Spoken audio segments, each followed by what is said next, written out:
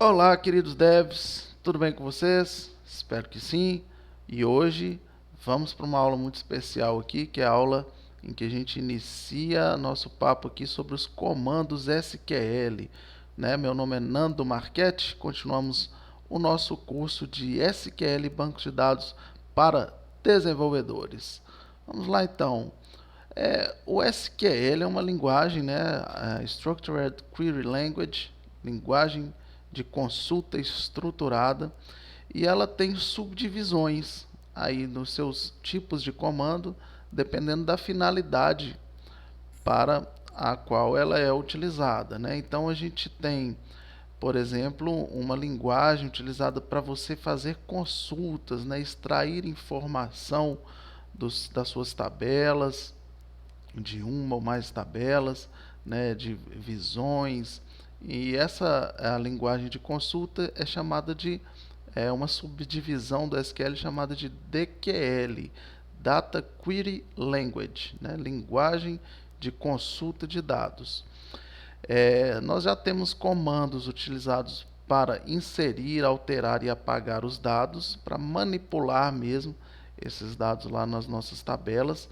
E aí a gente os chama de DML, Data Manipulation Language, tá? Linguagem de manipulação de dados.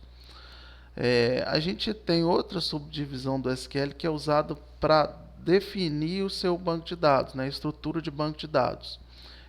Criar tabelas, alterar aí não os dados, mas a estrutura dessa tabela, colocar mais uma coluna, né? Modificar aí esse esquema dessa tabela.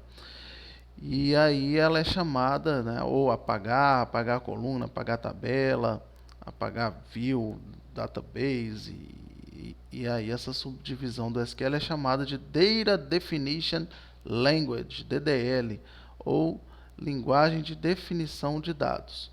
A gente tem linguagens de controle de permissão, a gente tem comandos de controle de permissão, tá certo? É uma subdivisão do SQL chamada de Data Control Language, linguagem de controle de dados. E nós temos uma outra subdivisão do SQL que é para controle de transação, ok? A gente pode iniciar uma transação, begin transaction, faltando aqui a palavrinha transaction, né? Commit, rollback. Então, esse conjunto de operações aí está dentro da DTL, Data Transaction Language, linguagem de transação de dados. Tá bom? Então a gente vai ver um pouquinho mais detalhado cada uma dessas subdivisões, né, quando aplicar cada uma. Para iniciar o nosso querido select, né, através dele que nós conseguimos recuperar as informações guardadas no nosso banco de dados, né? Senão nossas tabelas aí seriam como buracos negros que somente consumiriam toda a informação para dentro deles e nunca mais haveríamos de encontrá-las. Então o select é providencial e é através dele que a gente consegue recuperar os nossos dados. Ele é dividido aqui em cláusulas, tá? Dentre as quais essas 5 aqui são as principais. Não todas elas são obrigatórias, né? Mas elas são assim as mais utilizadas, tá? No nosso dia a dia. A cláusula select, a cláusula from, vou começar com essas três aqui, e a cláusula where, tá? Então, select, eu vou pedir para o meu SGBD selecionar alguns campos para mim, algumas colunas, tá? Então, por exemplo, aqui na tabela de customers, né? Só me interessa agora o ID e o nome do cliente. Então eu posso dizer aqui, ó, selecione para mim somente Customer ID e Contact Name De onde, né? De qual tabela? Da tabela de customers. Então, o from é o de, né? De qual tabela? Da tabela customers. Eu quero filtrar, só isso aqui já seria necessário. Ele me listaria todos os IDs e nomes de clientes da tabela customers. Mas se eu quiser filtrar que comecem com a letra A, por exemplo, eu tenho lá na minha aplicação uma paginação por letra, né? Inicial. Então eu colocaria where contact name like se parece com a alguma coisa.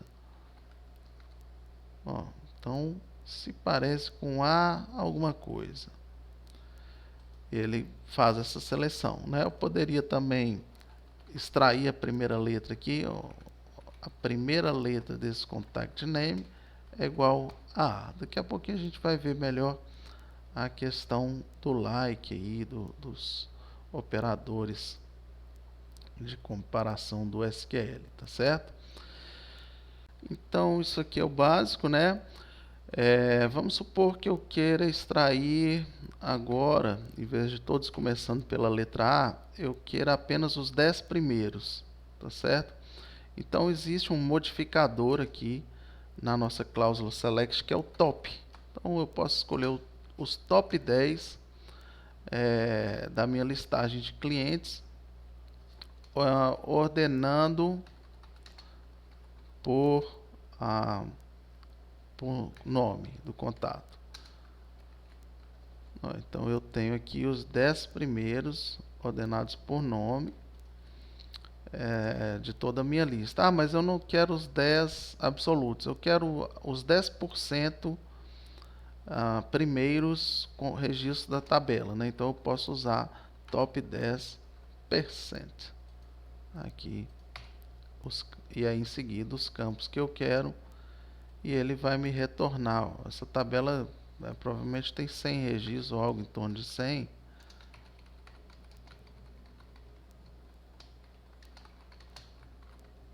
Então 10% seria um 9,1, né? Como já passa de 9, ele está me retornando 10 registros aí, o primeiro inteiro acima de 9,1, ok?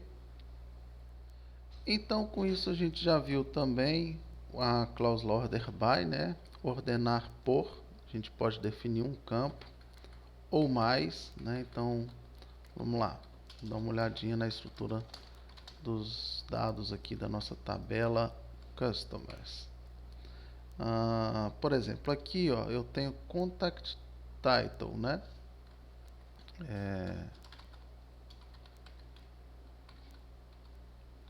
Contact title, né? Que é aí ó, a função, né? O título. E aí eu poderia ordenar, por exemplo, pela função e depois pelo nome, né? Então vamos lá, vamos ordenar aqui, por exemplo, só pela função. Então ó, ele me listaria primeiro todos que são gerentes de contas, né?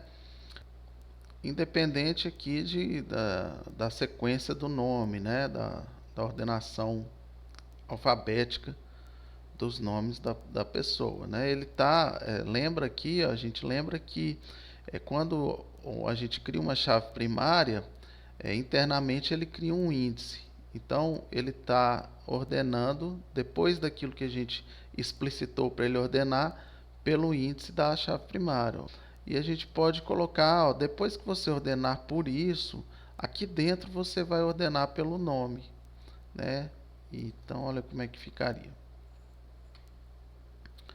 Olha, ordenou primeiro por cargo e depois A, B, C, D, E e por aí vai, tá certo? Depois ele começa outro cargo e também continua por ordem alfabética aqui, ok?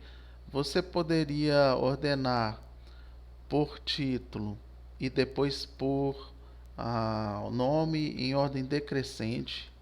Então tem essa palavra-chave desk aqui, né?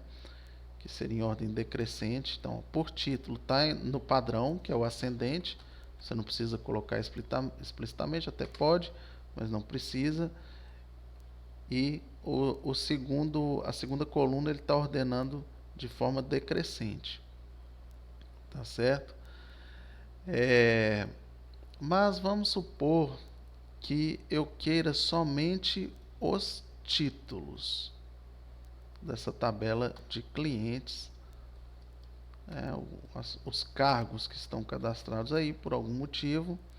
Olha, ele trouxe, mas ele me trouxe duplicado, porque eu tenho dois assistentes de negócios aqui, né? Então, eu tenho aqui vários assistentes de marketing, mas eu quero uma listagem única de todos os cargos que existem nessa tabela, né? Então, é importante isso aqui, viu?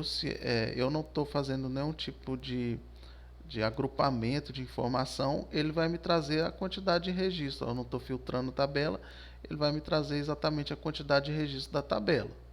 Tá? Se eu mandar trazer todos os dados, a gente vê aqui no rodapé que são 91 linhas.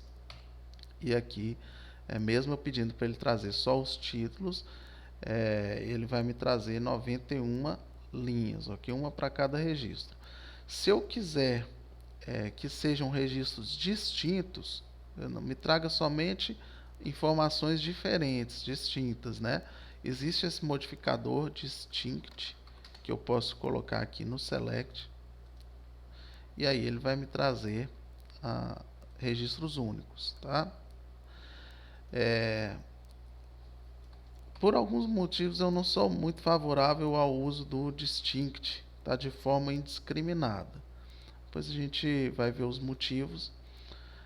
Quando a gente começar a ter consultas mais complexas, aí, juntando várias tabelas, se houver algum problema na maneira como você relaciona essas tabelas, isso pode gerar um produto cartesiano aí no seu result set, né, no seu conjunto de resposta, de resultado. E aí muitas vezes, né, tem desenvolvedores que não adquirem muita profundidade no SQL, não fazem esse curso que você está fazendo, e aí vê o registro duplicado ali e taca ali um distinct. É fácil, aqui está duplicado, taca ali um distinct, tá? Mas isso aí pode trazer problemas, viu? Existe uma inconsistência ali na forma que você relacionou, não tratada, e isso aí pode ocasionar algum problema futuramente aí para você na sua query. Então, o distinct ele não deve ser usado como um solucionador universal para duplicidades, que eu não quero, tá? Então, eu sempre utilizo com muito cuidado o distinct. Eu tenho até no meu LinkedIn um artigo sobre não uso distinct, né? Fui meio taxativo assim para causar um impacto, mas lá dentro do artigo eu explico que o problema está nos excessos, tá bom?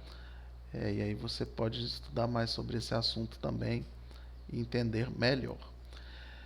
Uma outra cláusula aqui do nosso select é a cláusula group by, tá? Então, vamos explicar ela agora aqui. Então, ela serve para a gente agrupar por colunas, tá? Parecido com o distinct, né? Mas não é a mesma coisa, porque eu colocaria aqui select contact title from customers, group by, agrupe por contact title.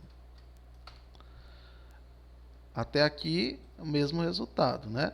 Só que a cláusula group by ela me permite fazer operações com as outras colunas que eu estou desprezando aqui, ao contrário do distinct. O distinct ele elimina essas colunas do nosso resultado e fica por isso mesmo. O group by eu posso escolher fazer operações com as outras colunas de soma, de média, de contagem, tá? Então, por exemplo, se eu quero contar, eu quero agrupar por essa coluna, mas eu quero, para ele estar de certa forma pegando lá vários gerentes de conta e esmagando em um só registro, né? Então eu quero que ele vá contando esses outros registros que ele está esmagando para me apresentar esse resultado único aqui.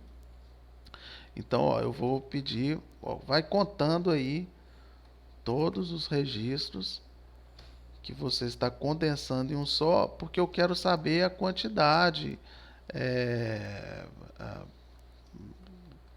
people count aqui, de pessoas que tem esse título na tabela. Pronto, então ele pegou 10 registros que tinha gerente de contas e condensou em um só. Ele pegou dois assistentes de negócio e condensou em um só. E assim por diante. E aí você consegue apresentar. Eu tenho 10 de cada aqui. De repente você quer algum relatório, alguma coisa nesse sentido. Existem outras funções.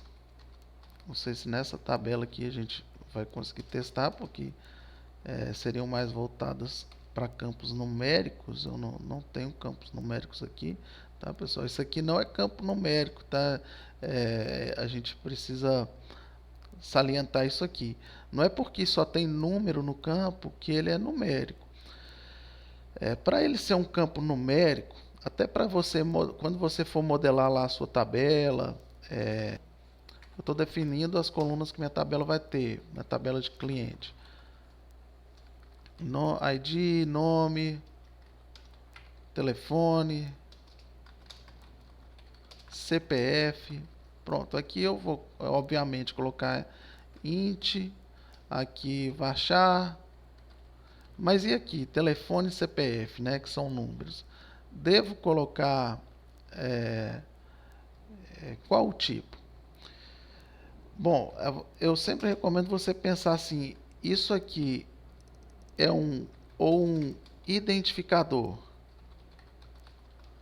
ou um campo que você pode realizar operações matemáticas, pode ser utilizado em cálculos. Eu quero pôr calculável para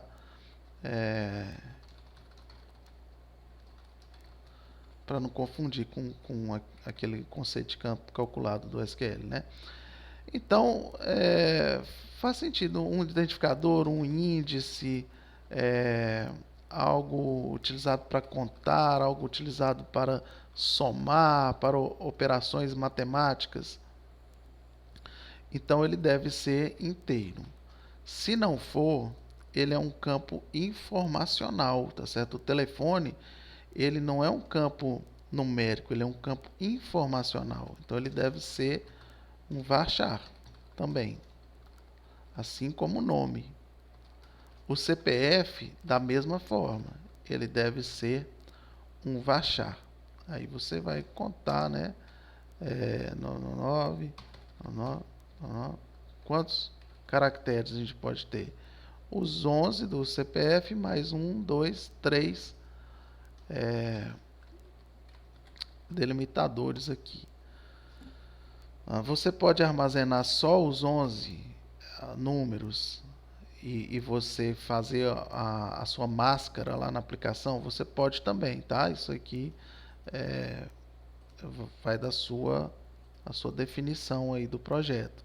O telefone da mesma forma. A pessoa vai lá digitar, vai ter uma máscara no campo, ele vai digitar o telefone dele, mas eu vou gravar no banco assim, ó.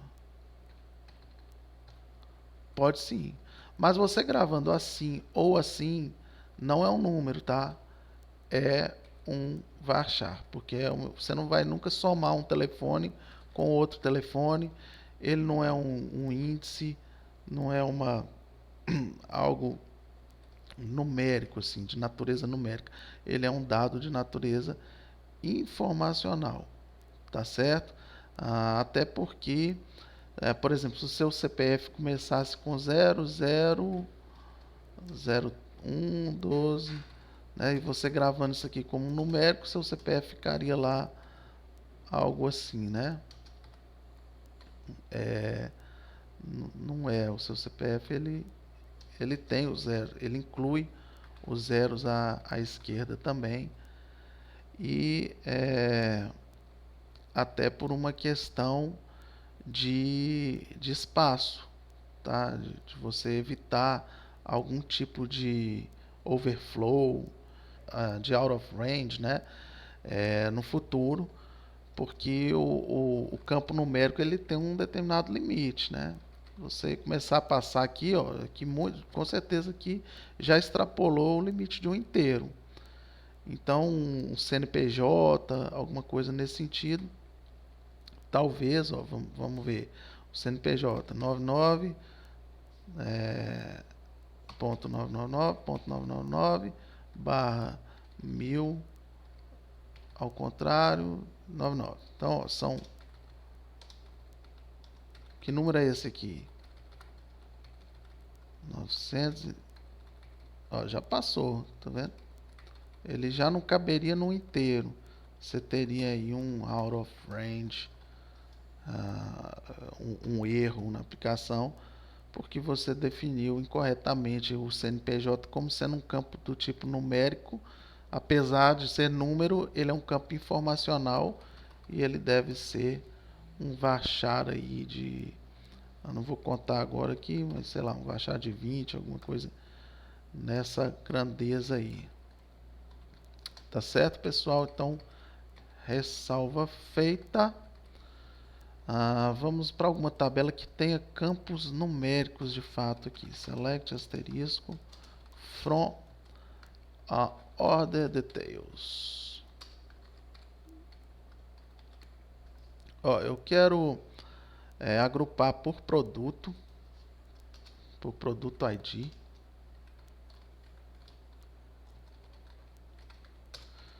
E eu quero somar quantos itens de linha, né? Eu vou pôr português aqui para não ficar perdendo muito tempo traduzindo, porque eu não tenho essa influência toda no inglês não. Quantidade de itens de linha, group by product ID, tá? E vou ordenar por product ID também. E depois eu vou querer não só somar a quantidade de itens de linha, mas a quantidade de itens vendidos, tá? Que é diferente. Então, por exemplo, eu tenho uma nota fiscal e eu tenho um item de linha lá com 100 violões. É um item de linha, mas são 100 produtos, violões que foram vendidos. Eu quero saber tudo que eu vendi de violão. E depois eu vou então somar essa coluna quantity para a gente ver quantos de cada produto a gente vendeu. E eu quero saber o preço médio que foi vendido também, tá? A média do unit price. Olha, então aqui, ó, por enquanto tá simples. Produto 1, eu tive 38 itens de linha com esse produto, 44, mas eu quero agora somar. Sum, aí eu tenho a função de soma, quantity, quantidade vendida. Pronto, ó. Apesar de terem sido só 38 itens de linha, foram 828 quantidades vendidas. Aqui, esse produto 9 foram 95. Vamos pegar um que tem poucas aqui para a gente conferir. Esse produto 9 mesmo. Select asterisco from order details where product ID igual a 9. Tem que dar 95, né? Olha, eu tive 5 vendas para esse produto. São ordens ID diferentes, então foram 5 vendas. Não, se eu tivesse 5 registros aqui, não necessariamente eram de 5 vendas. Podia ter 2 itens de linha por algum motivo da mesma ordem, né? Não acontece lá quando você está passando no supermercado? Iogurte de morango. Aí tem notinha que sai assim, 10 iogurtes de morango. Tem outras que a pessoa vai passando, o caixa vai passando de um em um e fica assim, ó, iogurte e morango, várias vezes. Então aqui, por exemplo, poderia ter esse cara, seu iogurte de morango, ele ter um item de linha por nota ou vários itens de linha por nota também, nada impede. Mas aqui no caso foram pedidos distintos. Então eles foram esse produto foi vendido em 5 pedidos distintos. E aí se a gente somar, ó, 20 mais 16 mais 50 mais 6 mais 3, 95. E ele já nos deu isso aqui prontinho para cada item. Beleza? Eu quero saber agora, né? O gerente lá do comercial, ele quer saber, ele pediu, eu quero saber qual a média de venda de cada produto, né? E aí o desenvolvedor vai lá, bonitinho, a função de média é essa aqui, unit price, valor médio de venda do produto. E apresenta isso aqui para ele, ó. Tá? Vai dar para esse produto aqui, vamos armazenar, vai dar 17, 14 e vamos para o 9, acho melhor, para a gente continuar nele aqui. Olha, ele saiu em média por esse valor aqui de 93,12. Só que a gente tem que tomar um cuidado aqui, tá? Qual que é? Isso seria, né, essa média estaria correta se tivesse sido uma unidade em cada pedido, tá certo? A gente fez uma média aritmética aqui, considerando que foi uma unidade por pedido, ou 10 unidades em cada pedido, a mesma quantidade em cada pedido.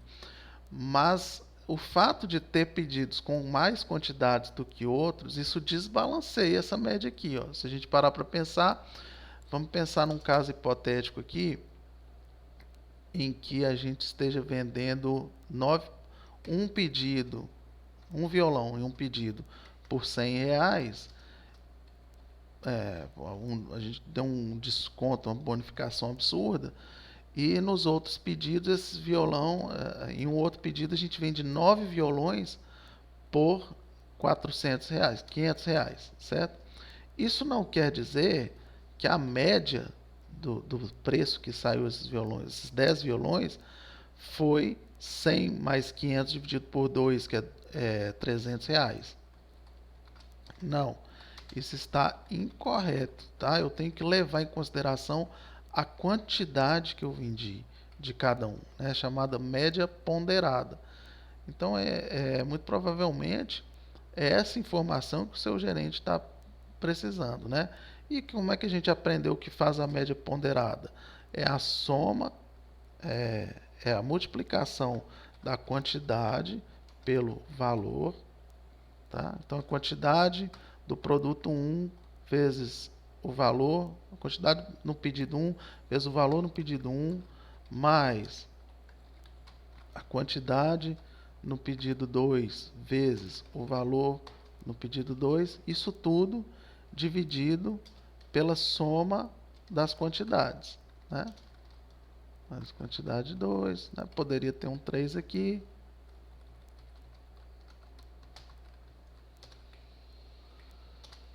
E aí pela soma das quantidades, tá? Aí, ó, o somatório desses termos aqui, como é que a gente traduziria para a linguagem aqui SQL? A soma do quantidade, quantity, vezes o unit price. E o denominador aqui seria a soma apenas da quantidade. Aí a gente teria a média ponderada. Vamos ver como dá a diferença? Falou média aritmética de venda, média ponderada de venda. Quantity vezes unit price dividido pela soma tá? Quantidade. Faltou uma vírgulazinha aqui, porque isso que está dando esses hints. Ó, e a gente vai ver que realmente vai dar diferença aqui nesse caso, ó, porque teve quantidades diferentes. Ó, lá o produto 9, ó, ele deu 93,12 e a média ponderada, que é a que interessa mesmo, deu 92,92 centavos aqui, tá? Arredondando. Vamos ver se tem algum igual aqui. Se tiver, é porque provavelmente ele vendeu todos ao mesmo preço. A gente poderia fazer essa checagem na tabela, tá? Mas é melhor a gente fazer um ERE aqui, né? Tá, ó, só que ó, aí que legal. Já vou poder explicar um outro conceito aqui para vocês. Ó. O ERE, eu quero que esse campo seja igual a esse. Ó. Então, ele não vai permitir você fazer pelo alias. Isso aqui é um alias, tá? O nome que a gente está dando para esse resultado. Esse campo já se chama Product ID mesmo, mas se eu quisesse chamar ele de ID produto, eu poderia. Vamos só ver isso aqui. Ó. ID produto é um alias, um apelido. Ele não permitiria você filtrar aqui pelo alias. Esse alias é igual a esse aqui. Ele diz nome de coluna inválido. Então eu teria que pegar aqui a fórmula mesmo e comparar. Só que ele também não vai permitir que eu faça isso aqui. Ó. Por quê? Isso aqui não é um campo, não é oriundo da tabela de um cálculo em cima do campo. Isso é oriundo de um agrupamento, tá? Isso é uma função de agregação. Quando a gente tem campos que são frutos de funções de agregação, a gente não pode utilizar para filtrar, a gente não pode filtrá-los na cláusula where, como a gente filtra os outros campos. Existe uma cláusula especial dentro do group by aqui, que é o where do group by, que é o having, certo? E aí eu posso filtrar aqui pelo resultado de funções de agregação. Ó, não existe, tá vendo? Nenhum registro aqui que a média ponderada deu igual à média aritmética deu igual à média ponderada. Mas a gente pode ver, para a gente ver esse having em funcionamento, vamos ordenar aqui por valor da média ponderada, certo?